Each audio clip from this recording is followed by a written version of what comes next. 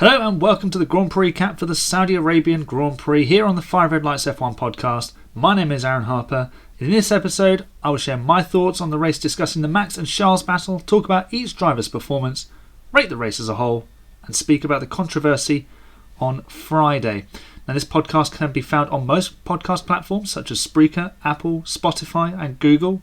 You can also find it on YouTube along with many other videos, like the Flying Lap, where I review the race and headlines faster than the pole position lap time, or at least attempt to. I've just recorded the Saudi Arabian Flying Lap, so go and check that out as well, see if I beat Checo's pole position lap time. I'd also encourage you to like, follow or subscribe wherever you're listening or watching to this podcast, and if you could be kind enough to rate the podcast on Apple or Spotify or leave your feedback with a YouTube comment, that would be greatly appreciated.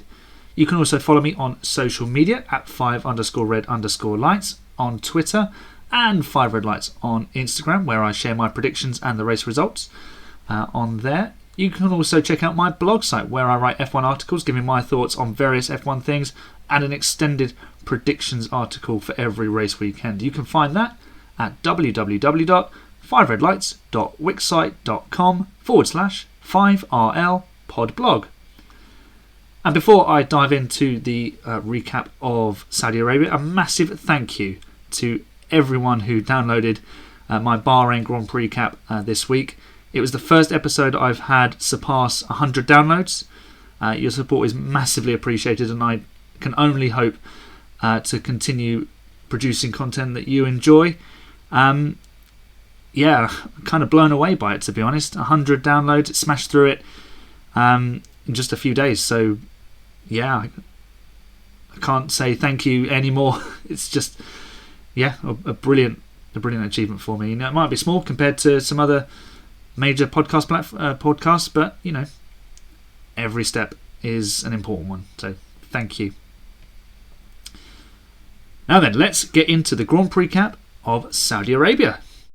You don't need patience, because they're going to be racing to the checkered flag here, and it's not like Verstappen can come back at Mclaren. If Mclaren can't get this move done, or can get this move done, out of the final corner, Max Verstappen emerges in front. Such a close battle once again, and this time around, it's Max Verstappen that wins out. He takes victory in the Saudi Arabian Grand Prix. So we'll start with my weekend notes and race thoughts, as we did last week. I think this is going to become a bit of a feature, so I can just sort of spell out where my thoughts were throughout the weekend, and then we'll dive into each driver's race and thoughts on them and start rating them. So we'll start obviously on Friday, chronologically. Verstappen was fastest for much of FP1 on the hard compound, and Leclerc went a tenth faster late on I think he was on the softs maybe, to show that it was again Ferrari and Red Bull at the top of the field.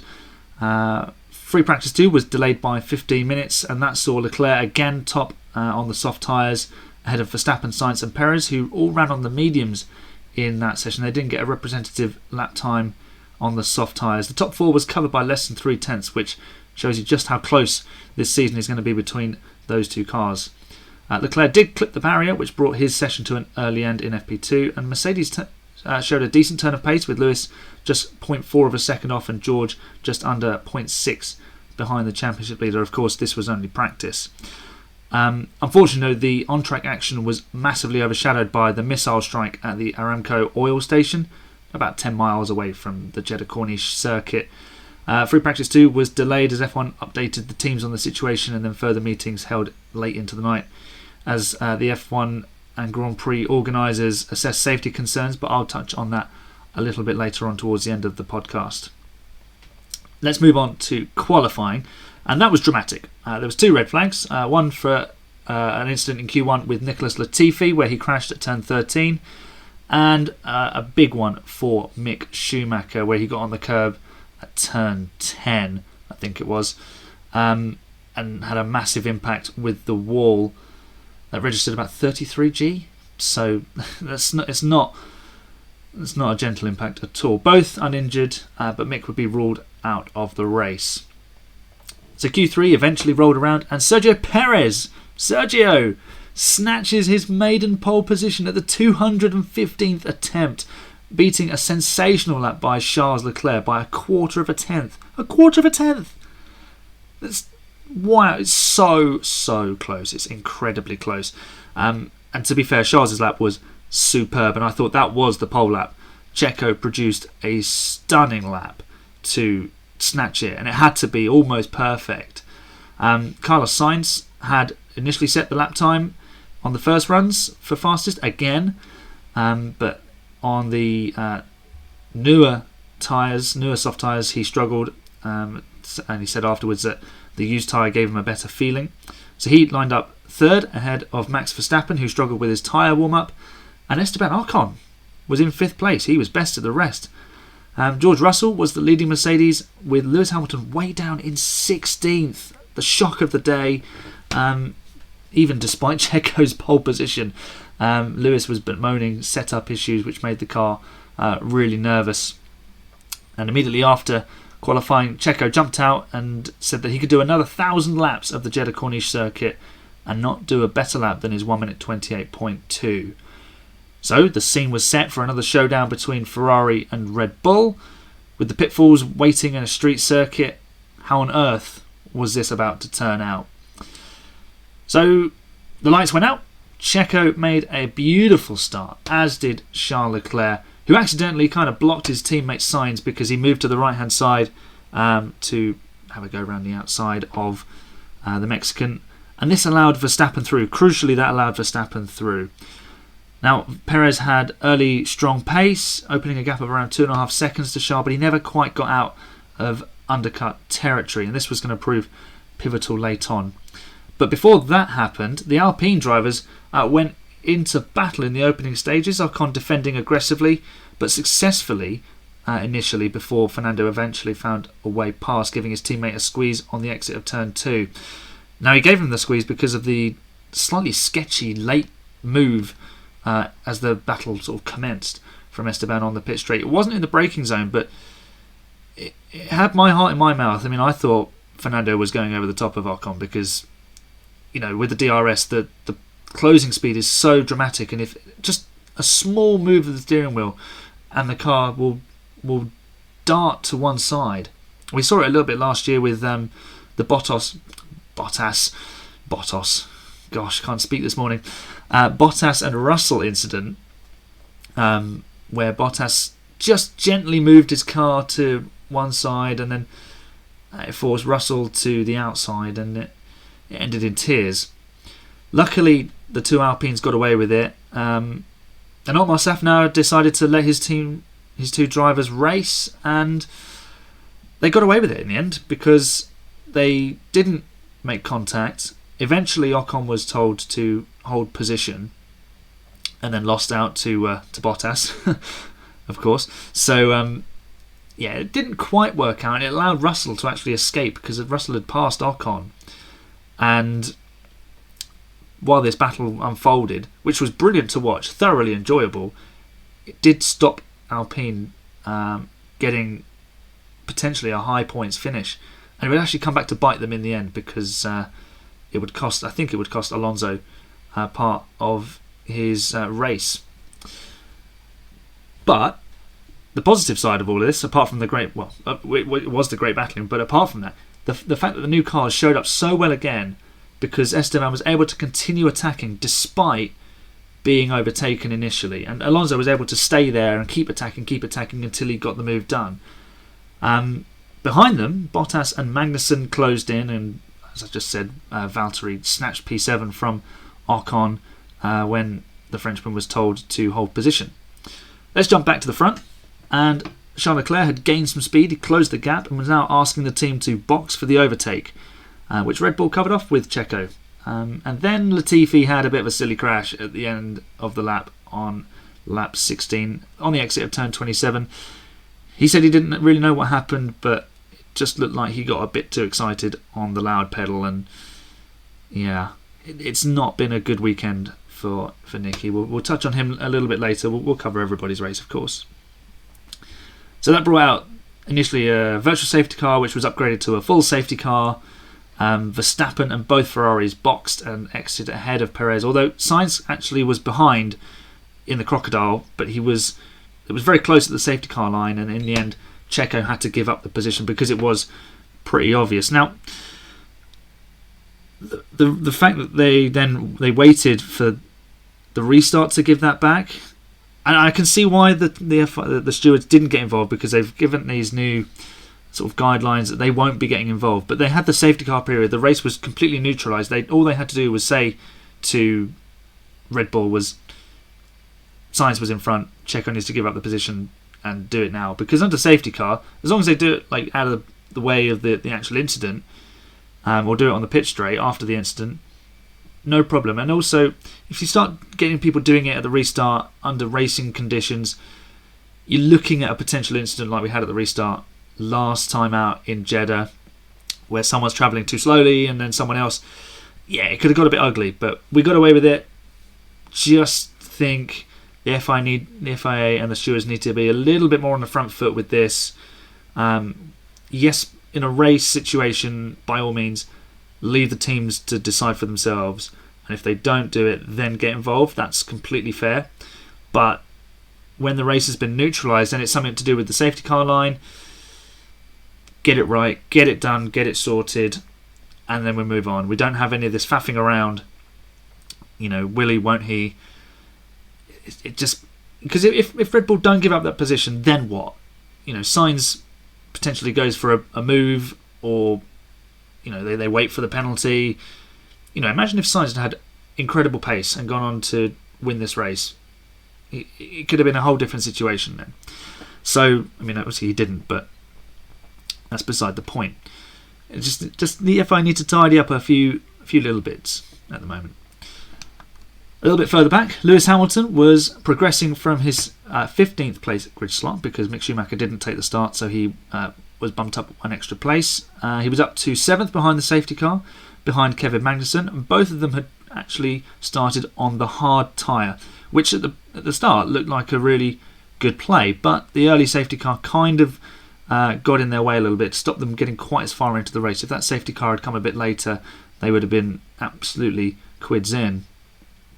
And at the restart, Max and Charles pulled away, swapping purple sectors everywhere, fastest laps, and Charles regularly had an opportunity, had the pace to pull away when he needed to and where he needed to, crucially, from Max. The Ferrari much better in the high downforce sections, Verstappen with the better straight line speed, which was always going to be crucial if he got anywhere near the Ferrari. And it was a great battle to watch. It was very reminiscent of what we saw from Lewis and Max last year, with them two just driving away from everybody else basically and making it a straight fight on pretty much every occasion that they found themselves first and second. And eventually it all came to a head on lap 42. There was a VSC period for the Ricciardo and Alonso breakdowns. Bottas also retired at this moment too, and Max closed menacingly behind the Ferrari and attacked in the only way that he knew how, and that was to go for the gap. Very close indeed. He might even have brushed it a little bit. They say they love this sort of scrap. Well, let's see who comes out on top. Verstappen's got DRS. He's going to try and go round the outside of Charles Leclerc. He does. Max Verstappen takes the lead of the Saudi Arabian Grand Prix. Now, Charles Leclerc is going to have DRS to try and fight it back. Do you remember when Verstappen did this twice in Bahrain and it didn't pay off? It might be a third time that Charles Leclerc has proven hanging back is better, but they're almost going wheel to wheel. Verstappen moves across and Charles Leclerc goes deep but holds on to the lead. Charles again though seemed to have outsmarted the champion as he conceded position into turn 27. Max flying past with the DRS, but it gave Charles the DRS run down to turn 1 and he retook the lead. It was great battling, but it just smacked of a little bit too much from Max, of I don't know if it's arrogance or ignorance, maybe a touch of both. I mean, obviously he's in the car and he's racing, he's in the moment, and you want to attack for the lead and you want to win races.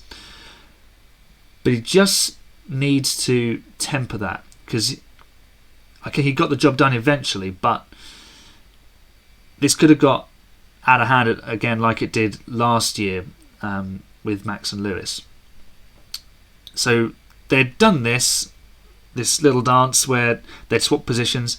And then on lap 43, we had this incredibly bizarre scene of both drivers trying to not be in the lead. I've never seen it before, where they both lock up for the final corner, trying not to be in front of the other. Now it's a game of chess. This is going to be interesting. Well, he's got DRS again, Verstappen. Can he stave off his natural instincts as they both lock up? Charles Leclerc goes through ahead. And they were both locking up in dramatic fashion there, but Verstappen has come out worse from that final corner. Formula One is all about winning and being in the lead, and yet here we are with two drivers absolutely on the ragged edge, pushing each other to the limit, and neither one of them wants to be in the lead at a specific point. They both looked up, and then again Charles got the jump on Max by flooring it around the outside and hanging on to the position. But eventually Max would get his man on lap 46. It seemed that Leclerc was struggling for rear traction, the rear of the Ferrari wagging around a little bit on the exit of turn 27, and Max breezed by with the DRS. But again, kudos to these new cars, because Charles continued to fight, but he was denied that final shot of retaking the place, as there was a double yellow for Stroll being off at turn 2 on lap 49. So that kind of really left him with only one opportunity, which was into turn 1 again on lap 50, but he wasn't quite close enough. And then again, he could have had a run into turn 27 on the final lap, but Max had probably saved up enough battery to defend on that final lap. As well, but this is not over. As we've seen with the fights on track today, they can come back at you, and Charles is going to be giving it his all. Now, you don't need patience, because they're going to be racing to the checkered flag here, and it's not like Verstappen can come back at Leclerc. If Leclerc can't get this move done, or can get this move done, out of the final corner, Max Verstappen emerges in front. Such a close battle once again, and this time around, it's Max Verstappen that wins out. He takes victory in the Saudi Arabian Grand Prix. Another sumptuous battle, though, between these two leading F1 drivers. Again, it was fair, with both drivers respecting the boundaries of sporting behaviour, and this is the race we really should have seen between Max and Lewis in 2021, but obviously by that point there was bad blood in the water, and while everything's kosher at the moment between Max and Charles, there is that footage of them when they were teenagers in their karting days. I wonder how long this is going to last. We know what Max is like. He's very aggressive. They're going to bang wheels at some point. It was inevitable between Max and Lewis, and it came to a head in Silverstone. How far is Charles going to allow this to go before it becomes an incident? I'd like to think that Max has learnt a lot from last year in the way that he deals with these important wheel-to-wheel battles. And what we've seen so far is that both of them are very happy to go to the limit, but they're not pushing it just yet. What may also be changing things is how well the cars follow each other, and that's important, because perhaps last year Lewis and Max knew that the guy in front would be able to hang on to the position, whereas here this year with these cars, it seems that even if you are the car chasing, and this is systemic through the entire field, the car chasing has an opportunity, even if they've just been overtaken themselves. We saw it with the Alpines. We've seen it with other drivers through the field.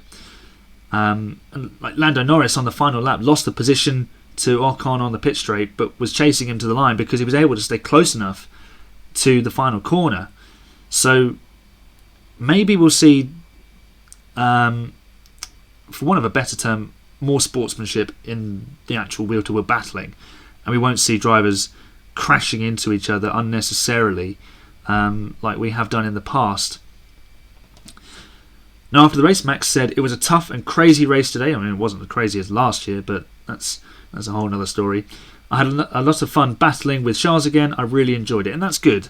We want these drivers to enjoy the racing, and then we can enjoy it. No matter who you want to win, it's important that everyone enjoys it, because Formula One needs to be an escapism from reality for us fans. And obviously for some people this is reality, we do it as a job, so it's what you want it to be. Now Charles had this to say: although I'm disappointed to lose the victory so late in the race, it feels good to be fighting for wins again. I hope it stays this close for the coming races. It's exciting to watch and to drive like this. And he's completely right. They're both right. It's enjoyable, it's exciting, and it's everything we wanted F1 to be in 2022. I'm a Lewis and Mercedes fan. Obviously, I'd much like them to be up there and in the mix as well. But in so many ways, it's kind of nice to be sort of a neutral and then just sort of pick a horse as you go along. So it's really enjoyable. First and foremost, as a race, as a competition, it needs to be fun and enjoyable for the drivers, and it is. But like I said, how long is that going to last? We're in this sort of honeymoon period of the new regulations. How long before things take a little bit of a twist and the ante gets upped, and all of a sudden, instead of "Oh, it was a great race, well done," and they're giving each other a thumbs up on the cool down lap, how long before we see them confronting each other in the post race and throwing accusations in the media, and the whole thing becomes a bit more interesting. Let's just put it that way. So that's my race thoughts. Let's start rating the drivers. So I'll be following the teams and drivers in constructors order heading into the race. This way we can cover everyone in a different order in the early races. So last year when I rated the drivers, I just followed the the pit lane order, the way they'd be ordered in the pit lane, and then you always ended up with the guys at the back at the end. So I decided that I would mix it up this year and always go through in constructors championship order. And then that way we'd also you'd see your pecking order as well. So and that I think is fair enough.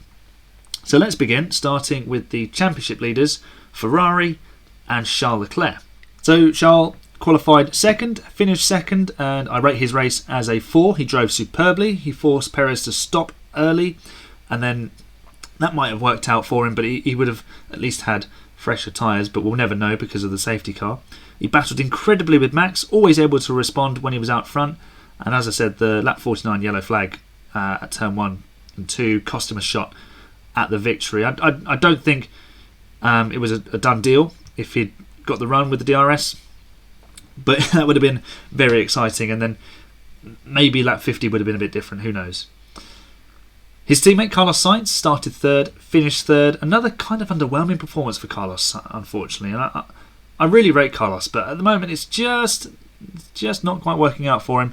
Obviously it's still very early in the new regulations, and there's a lot of learning to be done. And there's still 21 races to go, which is just stupid. It's a ridiculous amount of races still left. So, championships have been won in less races. So even Lewis Hamilton could, if Mercedes get on top of that car, halfway through the season, there's still a chance that it could be game on and we could have this showdown at the end in Abu Dhabi again. So it's not all lost after 2 races. Now, Carlos was on provisional pole after the first laps in Q3, and then it got away from him on that fresh set of soft tyres, and in the end he lacked a bit of the edge of pace to race with Max and Charles up at the front, which was disappointing. So yeah, it's a bit of a shame for Carlos, and I rate his performance as a 2.5. Let's move on to Mercedes, who were second coming into this weekend in the constructors, and we'll start with Lewis Hamilton, qualified 16th. Oh dear. And only finished 10th. The virtual safety car kind of hampered his progress because he couldn't pit. So it was a difficult Saturday, and he looked set to recover really well on Sunday until that late virtual safety car, as I mentioned on lap 37. The call to box came too late. They'd said about bringing him in, but warned him that it could change, and then he wasn't sure about overtaking the Alpine that was slow on pit entry, and it did look a bit tight. I mean, this is Lewis Hamilton. You got to think a bit more streetwise. Although other cars did get in, so the opportunity was there. The call was just a bit too late. Dropped down to P12 after that stop and could only reach P10 by the flag. We have a lot of work to do, is what the 7-time champ said post-race, and boy, they do. Lewis gets a rating of 2.5 from me. His teammate George Russell, though, qualified 6th, finished 5th. I rate his performance as a 3. A superb performance from George, all things considered. Arguably got more from the car than it deserved, and is actually now ahead of Lewis after 2 race weekends. So, George really might be the real deal. It was a strong race in terms of maximising our potential points today, is what the young Brit had to say. I say young, I mean he's younger than me, so I'm not 30 yet. I can still consider myself young. It's fine. Let's move on to Haas, who were actually 3rd coming into this weekend in the Constructors. And Kevin Magnussen, again into Q3, qualified 10th, finished the race 9th. I rate his performance as a 3. Another terrific performance from the Dane, bagging a Q3 appearance and more points. He said the car was... Gosh, it's like Bottas all over again. He said the car was phenomenal, a real joy to drive. And that was good for Haas, a little bit more joy into the mechanics there, showing that they're still doing a good job. Mick Schumacher, he didn't start, he did not race, as the team were concerned about spares for Australia if he was to crash again. Pleased to see that he's in one piece though, following that 33G accident. That was a huge crash, and obviously just very happy that he's managed to walk away from it. So yeah, I can't rate Mick's performance because obviously he didn't race. Let's move on to Alfa Romeo and Valtteri Bottas. He qualified 8th but failed to finish. I rate his performance as a 2.5 again into Q3. That's like 103 in a row now, I think. And he held position at the start for once. Incredible from Bottas, that. It was actually Guan Yu Zhou who made the poor start. And Bottas ran well in the midfield. He got involved with the Alpine battle, but in the end the car overheated late on. Zhou Guan Yu started 13th, finished 11th. I give him a rating of a 2 because he made a poor start. Then he picked up a 5-second penalty having passed Albon off the track, which for some reason was then not served correctly at his pit stop, which resulted in a drive-through. He was promoted to that 11th place by the demise of others, but overall it's a good learning experience for Zhou, because it can't all go swimmingly in a Formula 1 race. Let's move to the Pink Panthers, or the Rolling Marshmallows, whatever you want to call them, but they at the moment call themselves Alpine, but I'm sure they'll change their name again at some point. Esteban Ocon started the race in 5th, finished it in 6th, and I rate his performance as a 3. He refused to be intimidated in the battle with Fernando. That was really, really cool to see. A bit of a sketchy defence to begin with, but it was all hard but fair thereafter. He took Norris on the final lap to snatch that P6 and held him off on a run to the line, learning from his battle with Bottas at the end of the Jeddah race in December. His teammate Fernando Alonso qualified 7th but failed to finish. I rate him as a 3 as well. He showed all of his wheel-to-wheel talent against Ocon, but the car overheated and he was forced to retire. So not really much fault of his own. You could say that maybe they'd over-battled that car, but then he ran in clear air ahead of Esteban. It was probably more likely the build-up from that, and then being in traffic after the safety car as well. But that was just one of those things. Yuki Tsunoda in the AlphaTauri, he didn't set a time in qualifying, then didn't start. Water cooling issue in qualifying, then failed to make the grid with another power unit problem. Worrying trend for Red Bull powertrains, these issues. I mean, the thing's powerful, but if it's going to keep breaking, then that's not very helpful. So Yuki, also I can't rate his performance because obviously he didn't race. Pierre Gasly, 9th in qualifying, 8th in the race. I give him a 2. He looked set for a good race, but he just went backwards early on. Benefited hugely from the DNFs and the misfortune of others' strategies.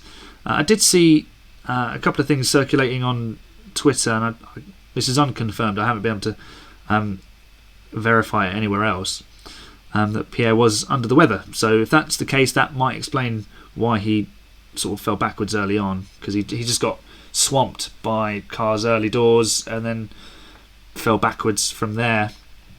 But a handy few points for AlphaTauri with 2 8th place finishes so far this season.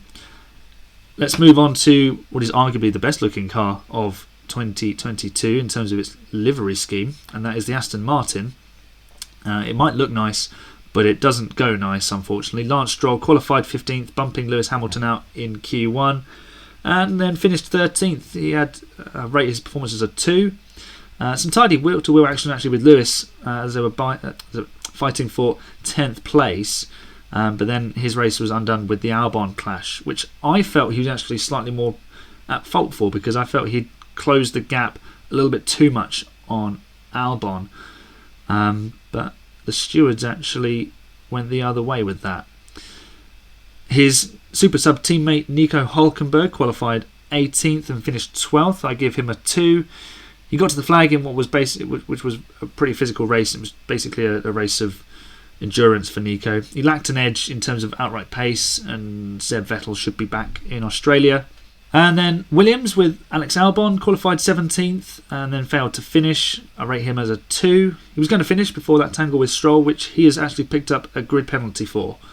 I felt it was a legitimate move down the inside. I thought that Stroll closed the door a little bit too much and they made contact. It was a racing incident. I felt Stroll was slightly more to blame for it, but I don't think anyone really deserved to be penalised for it, because neither of them were going to score points anyway. I mean, you can't base it on the fact that they were going to score points, of course, but it didn't really make any difference to either of their races in the grand scheme of things. Not a good weekend really for Williams, because Nicholas Latifi qualified 19th and then failed to finish. I rate his performance as a 1, because he crashed in Q1, crashed in the race, and it was just terrible really for Nicky, and it wasn't good in Bahrain either.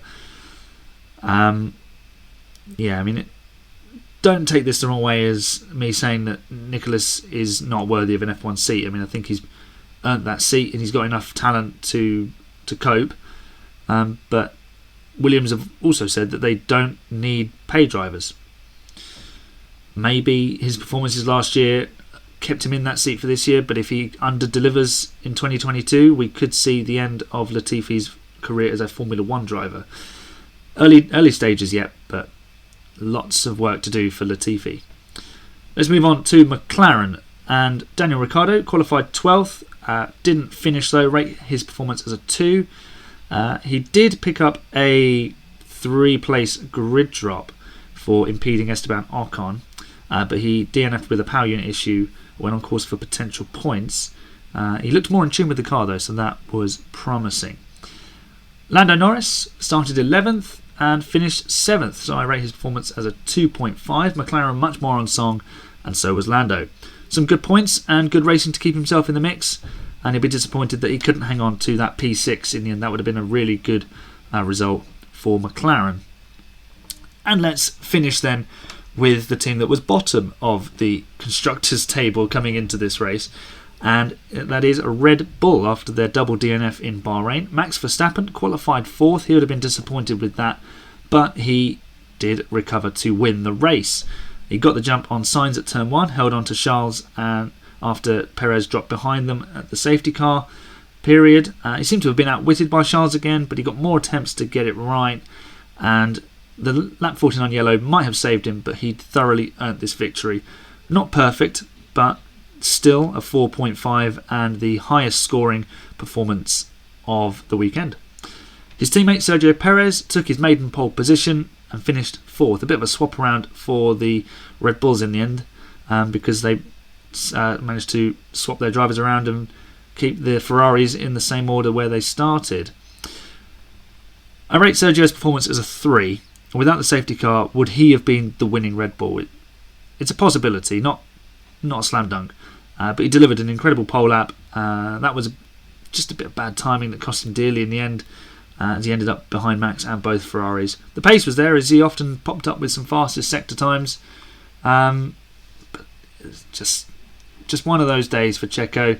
Sometimes you win, sometimes you lose on the safety car, and yesterday was one of those days where he lost out.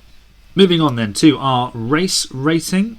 Now, I rated the race as a 7.5 out of 10. There was a bit of variance in strategy, with the hard tyres working well as the mediums began to fall off just before the safety car period. There was the unreliability factor as well, as some teams in the midfield started to struggle, and that was a hard bite for them because they were in position to score some really valuable championship points.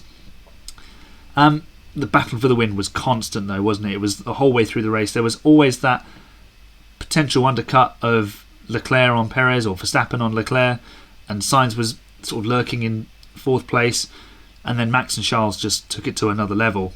It was just brilliant. And there wasn't quite the carnage of 2021. I think we can do with a few races without that sort of tension and chaos for a bit. I also asked the guys at Formula 1 Grid Talk for their ratings, and here's what they had to say. Tom Downey from the EF1 podcast gave the race a 7 out of 10, as did Steve Jackson from Formula Shakedown on Facebook, describing the race as a bit of a nothing sandwich, still fantastic though. Tom Horrocks from the Monkey Seat podcast rated the race as 8 out of 10. Tom said, "You didn't know who the winner was until the final sector of the race. The only thing it lacked was a little bit of drama, but every race can't be a soap opera." Grid Talk host Louis Edwards said that strategy and how the teams dealt with the VSC and safety car was interesting. Max and Charles going at it was brilliant, rating the race as 8 out of 10 as well, as did engineer and fellow Grid Talk host Owen Medford. Now make sure to go and check out those guys and their podcasts and their platforms to get more of their opinions on the 2022 season, and thank you very much to them for allowing me to share their thoughts. So that's my thoughts on the race action itself. But of course there was the big question of, and there still is the big question of, should the race have gone ahead? Friday's events were pretty seismic, to be honest, considering we've seldom seen such unity between the drivers since 1982, where they hosted a bit of a sleepover in Defiance. Now the drivers spent 4 hours debating and discussing the situation. There was just natural human concerns, to be honest, and that's fair enough. They finally made a decision at 2:30 a.m. local time to continue with the weekend as planned. It was agreed by the team principals initially to continue with the race. Potentially the threat of financial or sporting penalties for not racing weighing heavily here. It could be mooted as that, because we had the whole issue with Indianapolis 2005, where the FIA threatened to pull all of its support from the race. Difficult moments for Formula 1 there. Now BBC Sport reported that one barrier to a potential boycott would be the potential delays of getting personnel and freight out of the country, and that's a really worrying thing to hear. I mean, in a country like Saudi Arabia, that is very concerning, where they've got a terrible human rights record and there's mass executions, and that doesn't really bear thinking about, the fact that they feel that they could potentially hold people hostage because they don't feel safe in their country. That would be disastrous for the world at the moment. Now, of course, the drivers are what attract the fans most of the time. You know, we can always say that, you know, we love the cars and the speed, and there's all these other elements to Formula 1, but the drivers are essentially the product. They're the core brand and marketing tool. Without them, there is no F1. I feel it further disenchants fans who are already disappointed that Formula 1 has chosen to hold a Grand Prix in a country with such a difficult human rights record. The track 2 has split opinion, with many calling it unsafe, while a few describe it as a challenge. And I must admit, the race in 2021 was incredibly tense, where there was a sense of unease throughout the race. And of course, the on-track action did not help with that, as the competitive tension boiled over between Mercedes and Red Bull. But we've seen heavy crashes at different parts of the circuit there. So the drivers have been speaking about the safety and the visibility and the fact that the barriers are so close and the speeds are so high. So there is definite considerations to be had about what to do about this circuit, and considering they had free rein to design anything, they designed that, which is hardly ideal. Now, of course, considering the global tensions around the world, you can argue that currently no venue is safe from any act of violence, but it's quite different when an attack strikes the vicinity of a major event like a Formula 1 Grand Prix. The race, fortunately, was exciting and without any majorly dangerous incidents, but Formula 1 really needs to strongly consider how it generates the money required to sustain the championship, because racing in countries with high profile issues is one thing, competing in what was essentially an active war zone is quite another. The checkered flag is waving, and that means the end of another episode. Thank you so much for joining me today. I hope you enjoyed my recap of the race. Let me know if you feel that I've got any of the driver ratings wrong. Would you have rated them differently? And also be sure to check out the guys at Formula 1 Grid Talk and their podcasts as well. And hopefully we'll see some sort of strong action from Formula 1 in terms of how they go about countries like Saudi Arabia. And I'm not saying for a moment we shouldn't be trying to include them, but there should be a threshold of entry that allows them to be part of the calendar. But that's for another time. Of course, remember to like the episode wherever you find it, and if you would like to rate the podcast on Apple or Spotify, I'd love to hear your feedback, and it would be massively appreciated. And I will also be opening the voting for March's Driver of the Month. I'll post the link to the poll on my socials, so make sure you follow me on those so you are able to vote, and there'll be a YouTube video to accompany it. The next episode is going to be a preview of the Australian Grand Prix, looking at the circuit changes and discussing the major news points from the opening weeks of the season. That's all from me today. Thank you again for joining me, and my name is Aaron. I will see you when the 5 red lights go out.